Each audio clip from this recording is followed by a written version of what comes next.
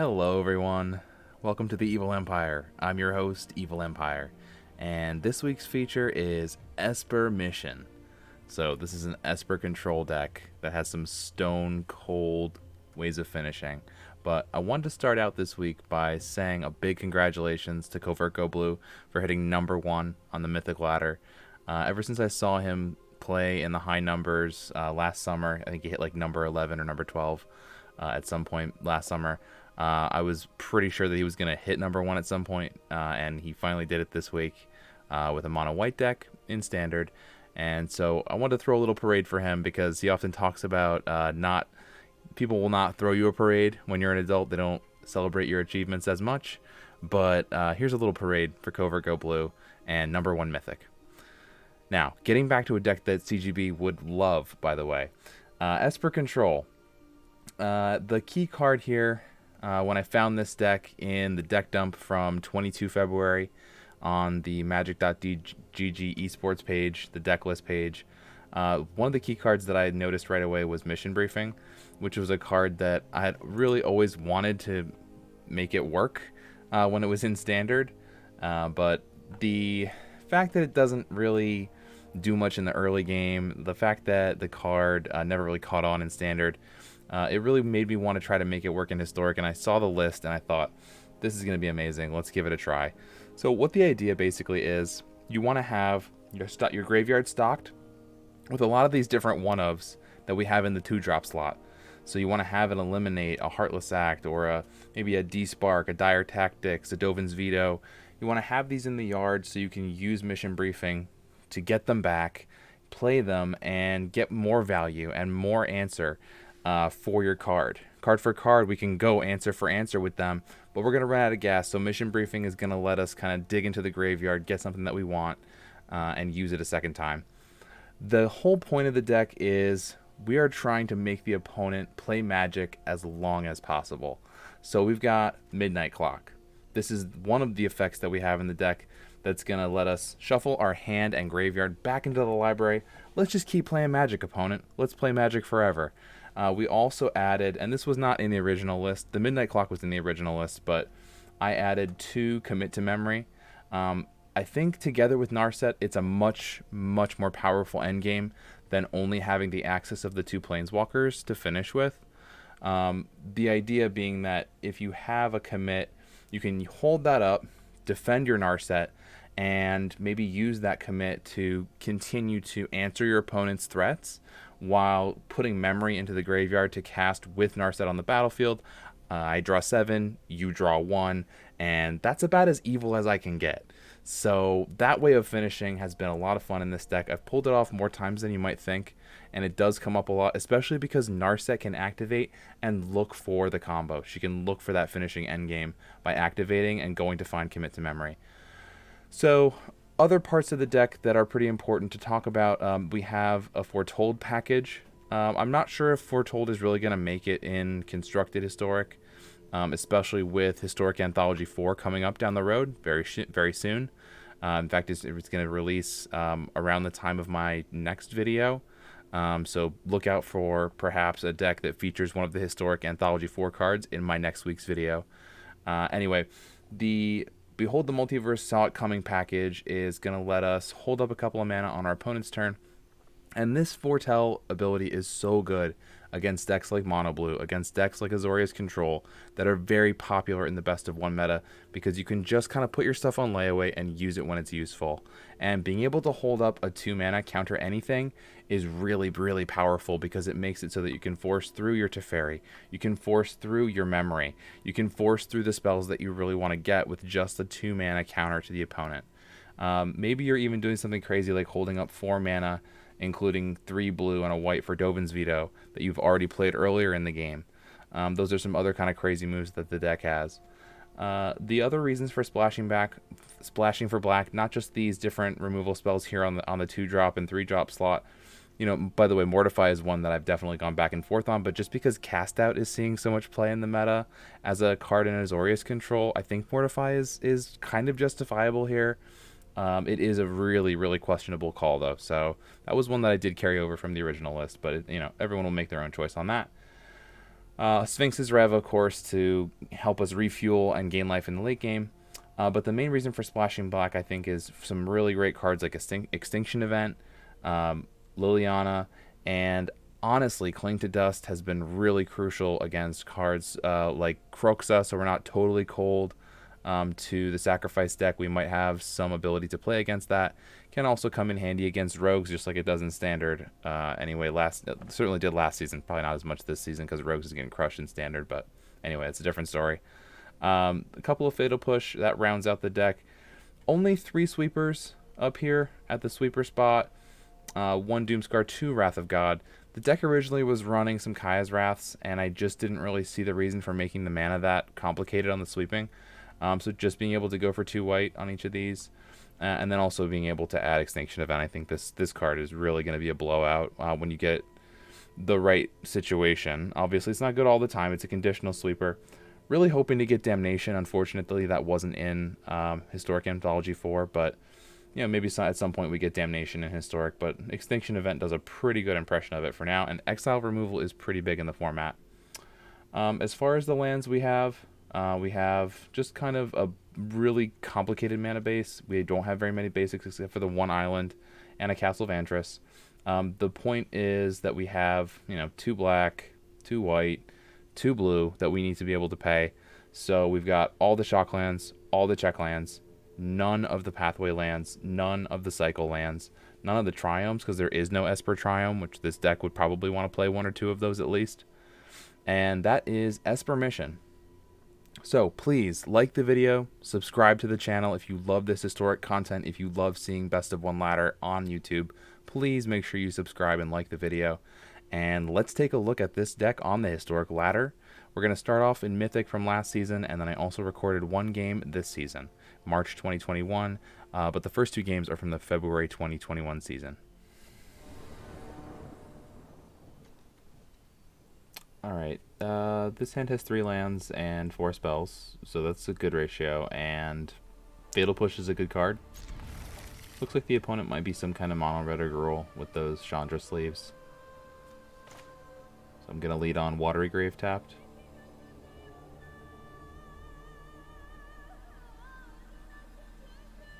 Yeah, Sphinx's Revelation is not so great here. Cling to Dust, I mean, at least we can cycle it. And D-Spark, it's not likely to be great.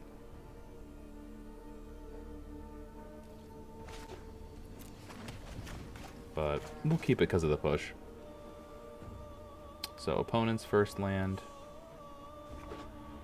Hollowed Fountain tapped? Oh, okay. I got faked out. Fair enough. So, Drowned Catacomb pass. So, is it straight blue-white? No, okay. It's a Jeskai control version. So the Chandra sleeves might not be a total lie. ISO Chapel, pass. We'll hold up the Fatal Push, the Mortify. They're not either of them very good, but maybe later. Alright, so opponent's going to go Hollow Fountain tapped after the Raugrin Triumph. Alright. Alright. Holding up to 2. Yeah, so we're going to pay life for Godless Shrine. We're going to foretell, saw it coming, and just hold that up on their turn. Alright, so we'll settle in for the control mirror here.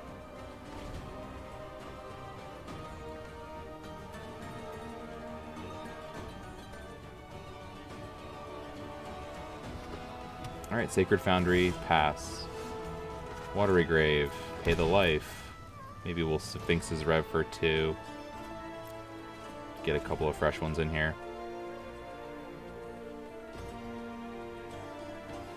Opponent pays life for Sacred Foundry and plays Baneslayer Angel. Well, I got a couple different answers for that. I could either do Mortify or D-Spark. Which one is right? Probably D-Spark. Cheaper, and we can use Mortify to do other things like Enchantment, Destruction. Alright, probably a good time also to cycle Cling to Dust on my D-Spark. Okay, we draw Liliana. That feels pretty good, but we need another land for it. So, just Narset instead, which is also really fantastic here. Keep an open mind. Yep. Grab the Commit Memory. Hold that up on my next turn, but I've got saw it coming for whatever they're going to use to get rid of Narset, so feels good. Narset to get Narset. Feels wrong. Feels very wrong, opponent. I don't appreciate it, and I saw it coming. Yep, so that was your turn. Steam Vents pass. Alright, I draw Glacial Fortress, which I desperately needed. But I think the play here is to just activate Narset and hold up commit memory. Put thoughtfulness before action. Okay, we'll grab the Dire Tactics just in case, because they seem to have a little bit of creature stuff happening with the Baneslayer. What's next? Okay, Clifftop. They move to 7 mana. But they're just gonna pass? Huh. We're gonna rev for 3. Give me those cards, give me that life. Sweet. Alright, we drew some land, that feels good. Let's think about whether or not they have counterspell. Well, we're at a position where we can just try to resolve something like this Midnight Clock. See what happens. Yep, okay, it gets through.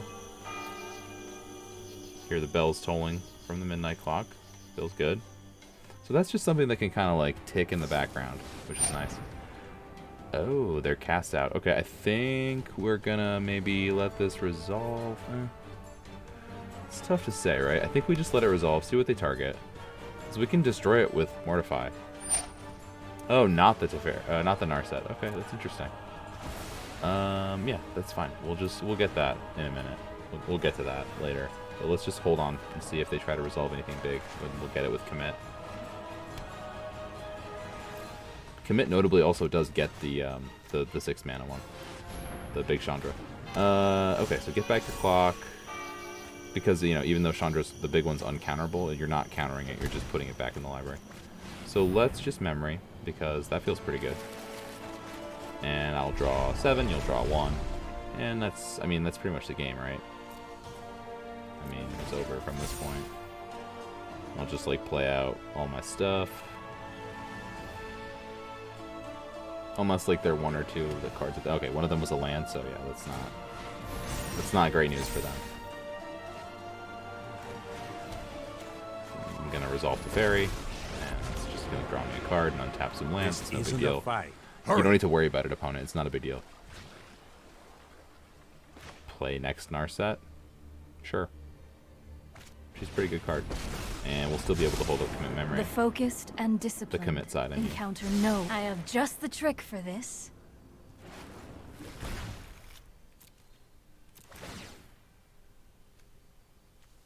Alright, 4 mana up.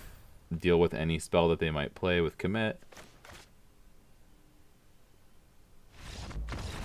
Yeah. Alright. GG's.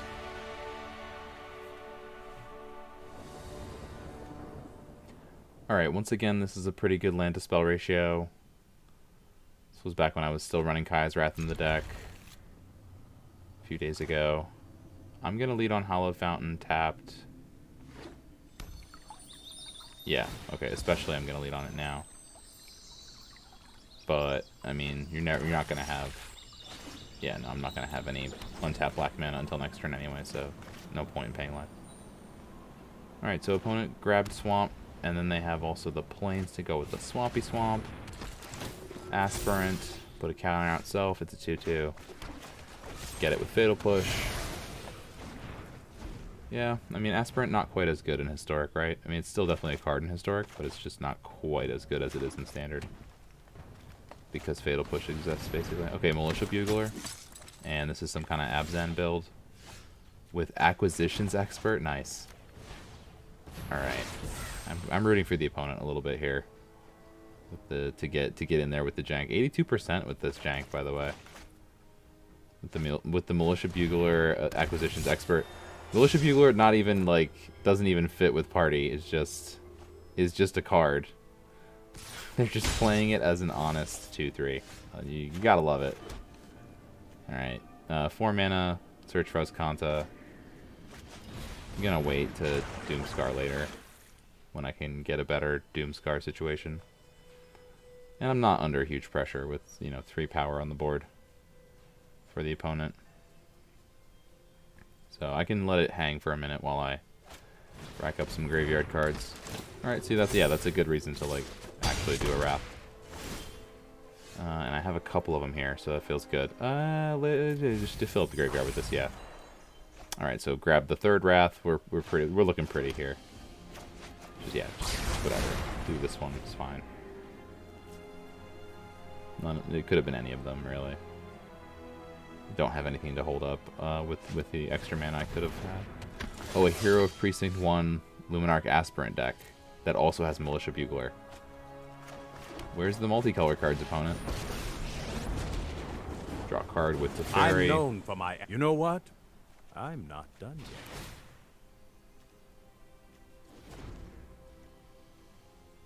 Alright, so grabbed the Vantress. Castled at his Vantress. Shauna Cisse's Legacy. A deep cut from Dominaria. A deep Dominaria cut. You're not going to win this. Graveyard that land. Okay, sweet. Now we can definitely make use of the mana from Doomscar. This works out much better. Hurry. Yeah, might as well do this because we're gonna untap a couple anyway. Yeah, Foretell looking really good with Teferi, by the way. This is like the ideal Teferi untap, right? You untap 2 lands with Teferi and you have Behold the Multiverse and Saw It coming up. That's the ideal. That's like what you want. Not even worth it, Saw It coming. Not even worth it. Just draw. Boy, okay. Those can probably both go on the bottom. Yep. Alright, looks pretty good. Graveyard this land. Transform Muscanta. Wow, okay. Definitely in the driver's seat now.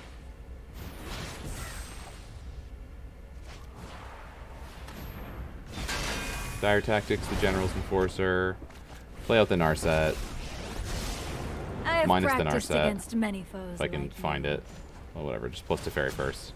Let's skip to the Nothing good matters part. at this point. The opponent's under the lock. So the Narset Keep an lock with the open 3 mind. mana Teferi was always obviously the better one, but like this one also kind of feels bad, man. The Narset Parter Veils Teferi Hero of Dominaria lock. That's gotta feel pretty bad for the opponent. Especially when they're on 3 mana. They've missed so many land drops at this point. And that's game. It does feel bad. Feel bad's confirmed. Yep, this deck's really evil, opponent. Sorry. Oh yeah, and this is like the only time in ranked where you'll not see any rank because it was after the season closed. So it's like the least known of the Baldwins. You know, you have your Alec, your Steven, your Eric. Eric's not as well known as the other movie star brothers. Alright. So this is the game that's after the reset.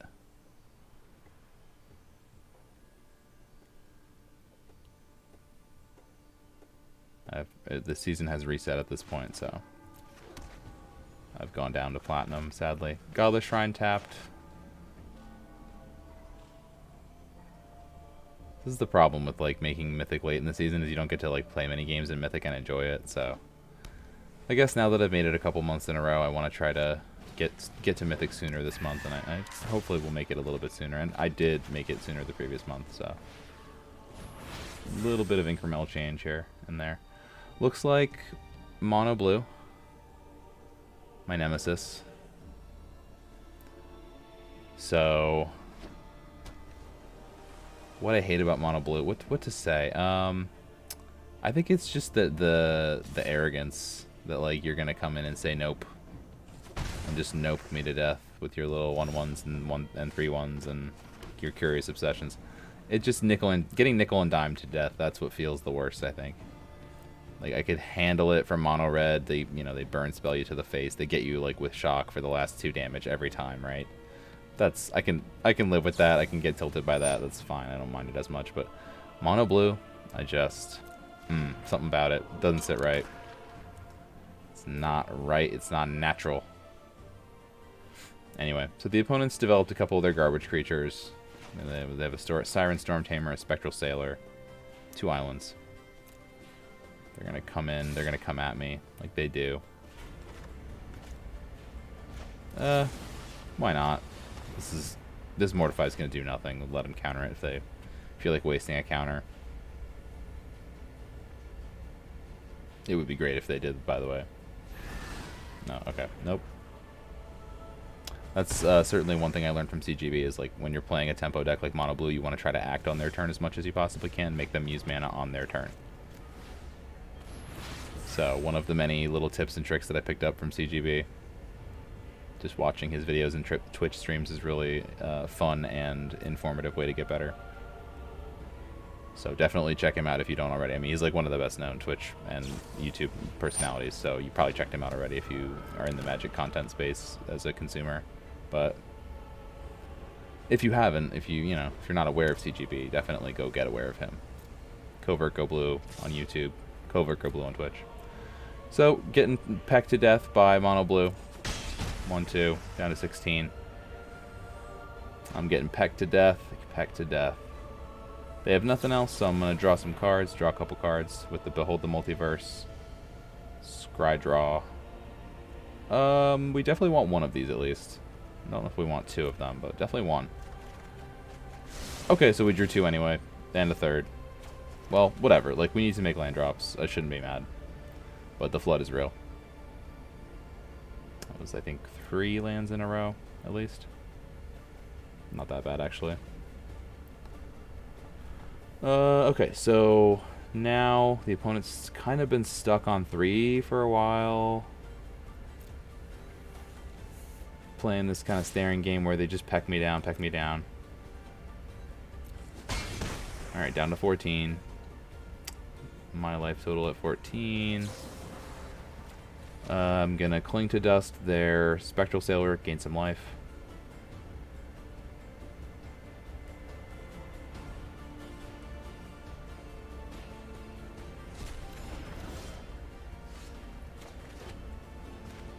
Alright, Midnight Clock, see if this resolves. If it does, I can go for Wrath of God, but they've got to be holding a counter, otherwise it wouldn't hold priority.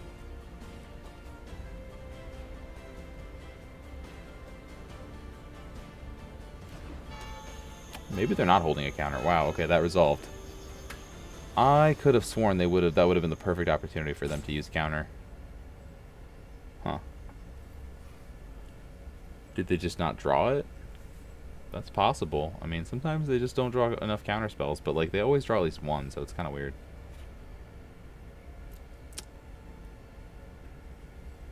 I don't know. I don't understand this version, this particular version by this opponent. Not hitting land drops, not countering anything. It's not the Mono Blue I've come to know. So, we'll see.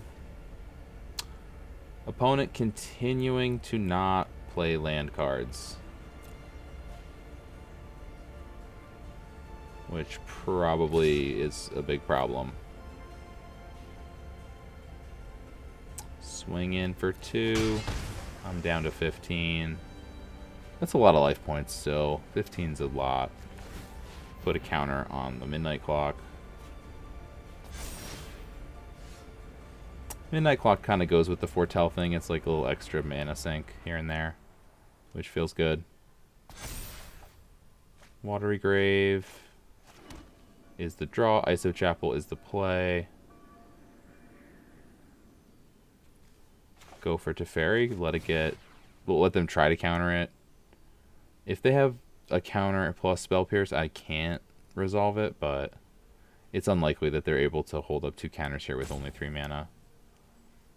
They would have to have exactly negate Spell Pierce or exactly Disdainful Stroke Spell Pierce or, you know, some other combination, but yeah, okay, they don't even have it. If you show remorse... No, if they don't counter that, then they don't even have it. You know what? I'm not done yet.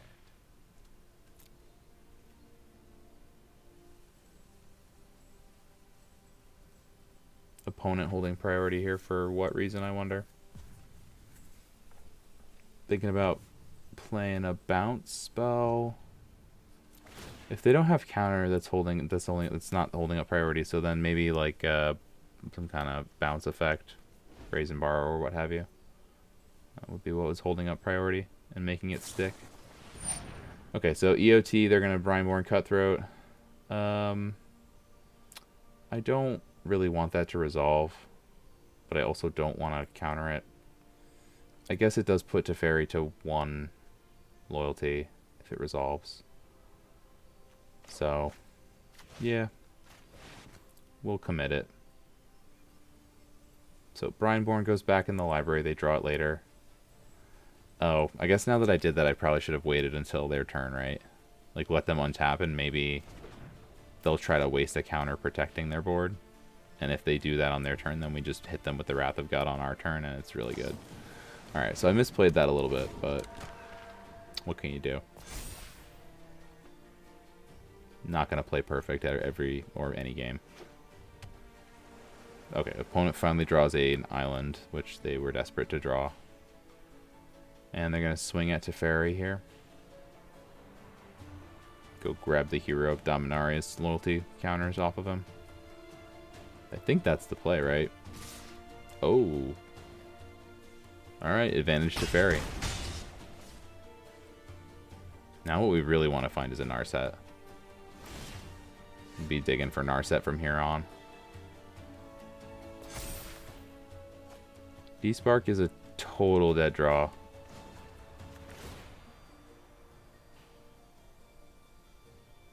Which is one of the problems with D-Spark and why people don't run it. Push is good. Watery Grave. Enters tapped. Go for Wrath of God. With 1 counterspell backup.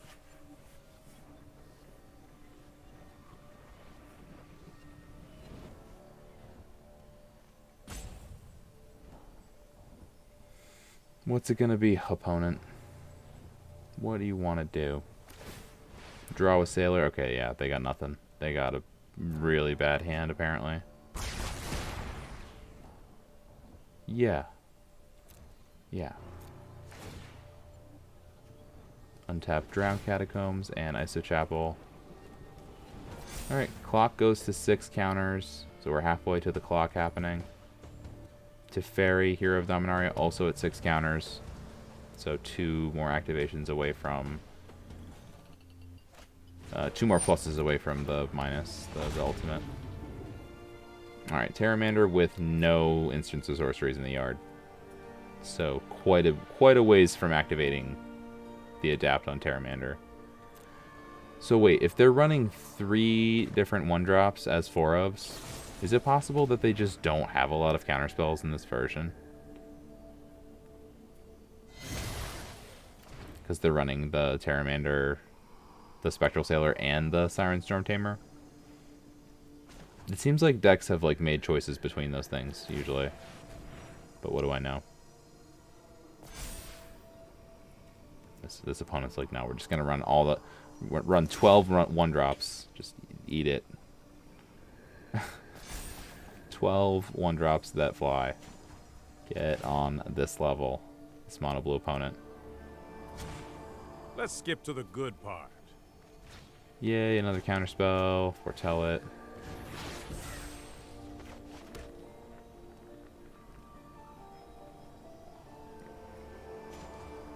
I mean, I can memory, but I'm just gonna probably put some counters on Midnight Clock. Alright, can't memory anymore. Probably for the best. I don't want to give them any fresh cards. If I had Narset, it'd be a different story.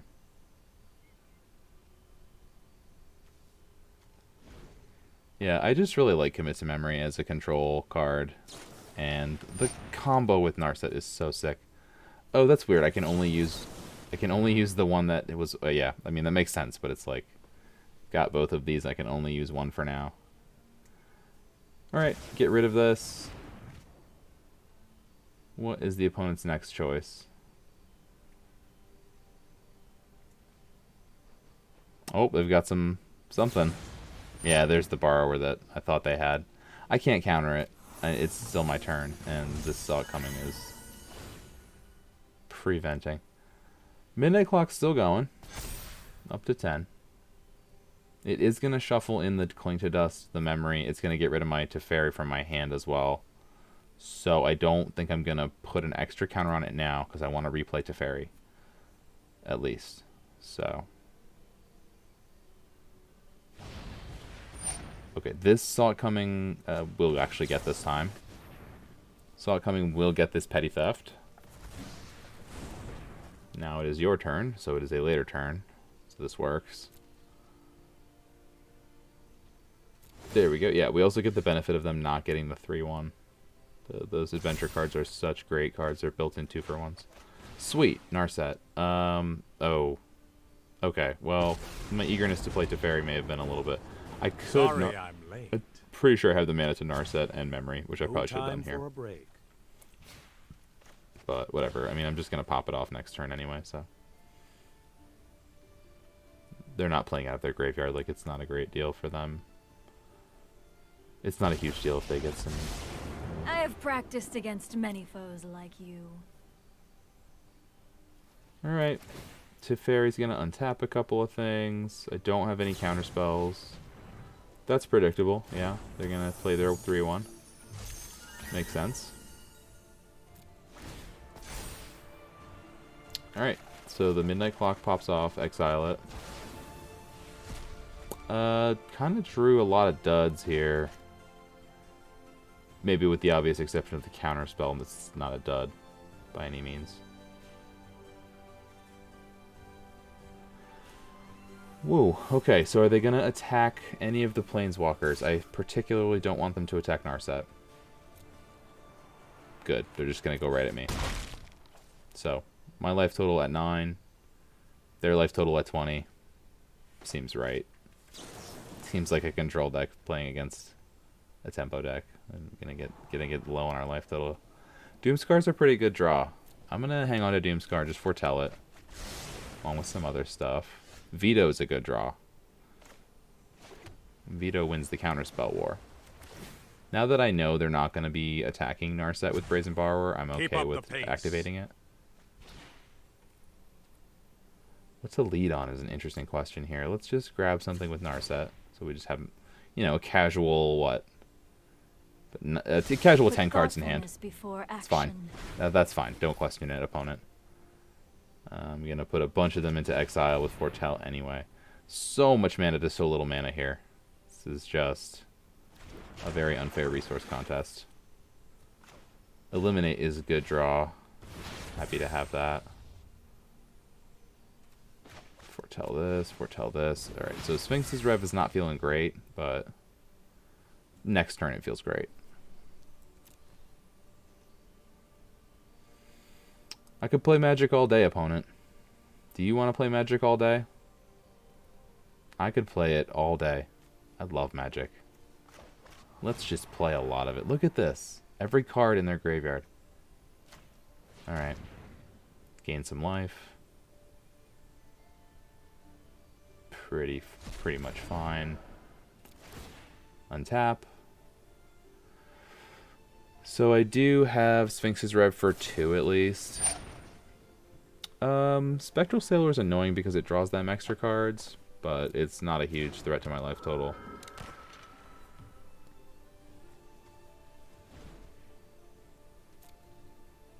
So it's probably just eliminate their 3-1 here in response to the card draw.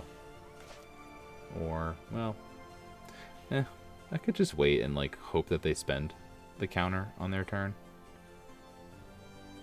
But if I do it now, I'm assured of... Yeah, okay. Just see if they'll counter it. To get the extra 3 damage in. See if they'll counter it. They can also take out Narset. Nope, both right at me. One track mind, opponent. One track mind. Let's see if it resolves. It resolves. They still have no counter.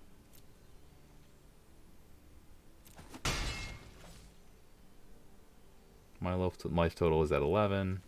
Their life total is at 20. Makes sense. Math checks out.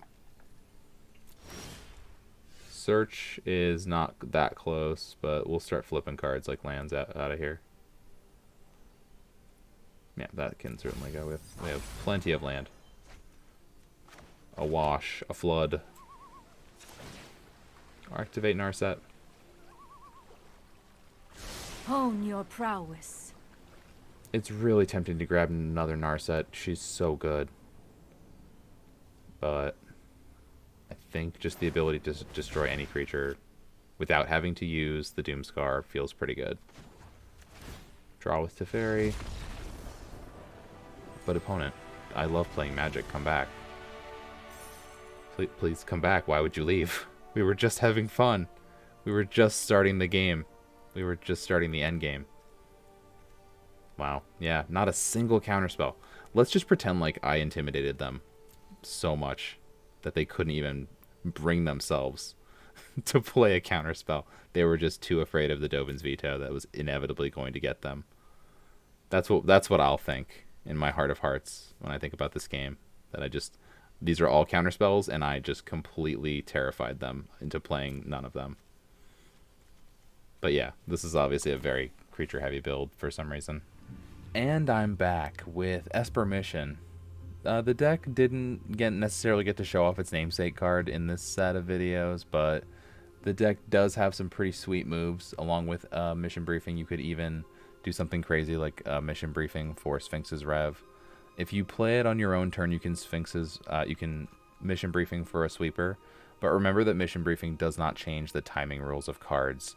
It does not allow you to play a sorcery at instant speed. Don't think that it does. It does not allow you to play sweeper at instant speed. That doesn't happen. But other than that, I've definitely enjoyed my time with the deck. I think having the Black Splash is a really fun addition. I thought that Liliana Dreadhorde General, when she did come down, was super impactful, and she allows you to do fun things like sweep the board and draw 2 or 3 cards along with it, because you're killing some of those zombies and getting her ultimate ability is really one of the sweetest things I've ever done in Magic. If you ever get a chance to make the opponent sack all of their lands except for 1, in addition to all of their other permanent types, sack all of them except for 1, it's pretty great and pretty devastating. I think that's a great reason to have black in the deck. Also, this suite of black removal has come in very versatile, very handy. Seems like it's pretty well tuned, but I bet you if you take this deck on, you can probably make some little changes here and there depending how the metagame develops. Like how I mentioned with Mortify, if Cast Out does not see as much play in blue-white control, if they end up cutting that card, you could probably cut Mortify and then have another slot to mess around with some other cards that might be better in the meta. So it's definitely a deck that's very customizable to play on the ladder in any kind of metagame. I was really impressed with the Behold the Multiverse, saw it coming for Tell package. Maybe that package of cards does have a place in the blue-white control deck in the future, but we'll have to see. Right now it seems like people are definitely favoring Absorb in the Azorius control deck, as opposed to a Solid Coming or a Neutralize, which has definitely some potential to fill that slot. But at any rate, it's been a fun deck to play, a fun deck to pilot. Just grinding people into dust with Esper has been a lot of fun in this week. It's helped me to get back up to Platinum 3, and I'll be making a run up to Mythic in the next couple weeks. So stay tuned. I'll fill you in on all the details of my run to Mythic next week. And we'll also have a deck next week that has a card from Historic Anthology 5. I want to keep it secret for now. We'll see which card it eventually becomes, but we'll have a new card from Historic Anthology 4 to try out, and we'll get our hands on those on March 11th.